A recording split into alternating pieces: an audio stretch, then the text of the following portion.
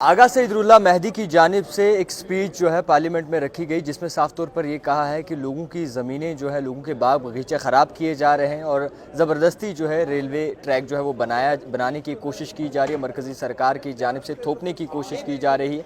पुलवामा की बात करें या शोपियान की बात करें, इस वक्त हमारे साथ नेशनल कॉन्फ्रेंस के चीफ स्पोक्स पर्सन और MLA ZD तनवीर सादिक मौजूद है। सर, सबसे पहले आपसे जानेंगे, आपने कई सारी ऐसी बातें अंदर रखी हैं जो कहीं ना कहीं बहुत ज़्यादा अहम और ज़रूरी है, सो स्पीच के हवाले से थोड़ा बहुत जानना चाहें। सबसे बड़ी बात है, आज डिमांड ऑफ ग्रांट्स थे, ऑनरेबल चीफ मिनिस्टर साहब की थी और उसमें हमारे एक ऑनरेबल मेंबर ने कट मोशंस डाले थे और जब वो कट मोशंस, क्योंकि वो मेरे साथ ही बैठते हैं, तो वो मुझे दिखा रहे थे और कुछ बड़ी अजीब चीज़ें उसमें से निकल आई। एक तो आपने पिछले 4 साल में 15 करोड़ चार्टर्ड प्लेन में खर्चा है।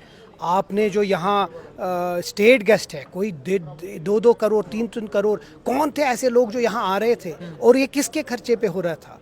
जो उसके ऊपर हमने बात उठाई कि जो हमारे साथ अनफेयर डील हुआ रीऑर्गेनाइजेशन में, उसके ऊपर हमने बात हुई। देखिए, सबसे बड़ी बात है जो स्टेट एक्सचेकर का पैसा है वो किस पे खर्चा हुआ। आज हमारे डेली वेजर रास्ते पे रेगुलराइजेशन के लिए रो रहे हैं। बीजेपी वाले कहते हैं कि हम लोगों ने अच्छा किया। क्या किया इन 4 सालों में?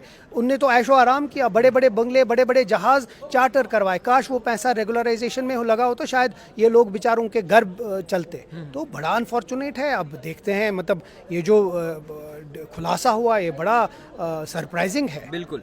अच्छा, अब एक और सवाल है सर, जिस तरीके से आगा सईदुल्लाह मेहदी की बात करें तो उन्होंने पार्लियामेंट में जो स्पीच, उसमें साफ तौर पर कहा कि 370 के बाद जिस तरीके से हालात बदले, अब लोगों पर ज़बरदस्ती की जा रही है, उनकी शनाख्त ख़त्म की जा रही है, बाग बगीचे ख़त्म कीजिए, जो मेन सोर्स है वहाँ का।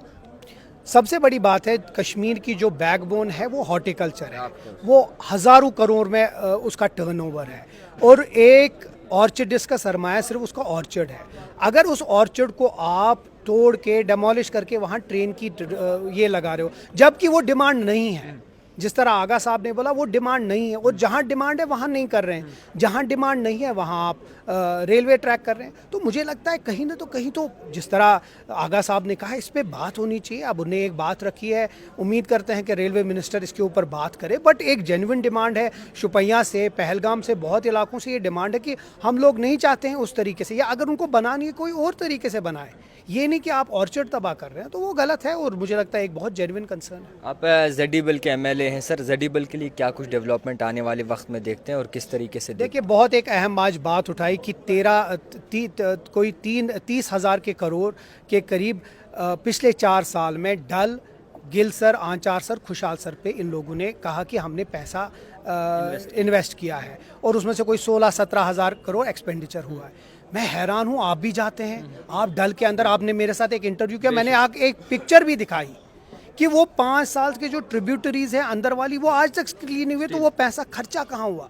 इतनी धांधलियाँ हुई हैं पिछले 5 साल की, आप जितना खुलासा करो आप हैरान हो गए। इसीलिए मैं बार बार मैंने यही अपील की कि एक टूरिस्ट विलेज में इसको कंस्ट्रक्ट करें, ताकि जो इसके जो चैनल्स हैं डल लेक के, उनको क्लियर, जो ही आप क्लियर करेंगे, ये एक बॉडी है, अगर आप बॉडी को ठीक नहीं रखेंगे, आप फेस कितना भी अच्छा करेंगे वो अच्छा नहीं होगा, आपको बॉडी को ठीक करना है। और मुझे लगता है वही डिमांड मैंने आज भी CM साहब से की कि टूरिस्ट विलेज जो हमारे मंशूर में है उसको इम्प्लीमेंट करें और डल के जो इलाके हैं, खुशहाल सर, गिल सर, आंचार सर, इनको रिवाइव करें वापस। सर, बहुत शुक्रिया वक्त देने के लिए। तनवीर साहब इस वक्त हमारे साथ मौजूद थे, जिसके लिए the type writer Javed Khan.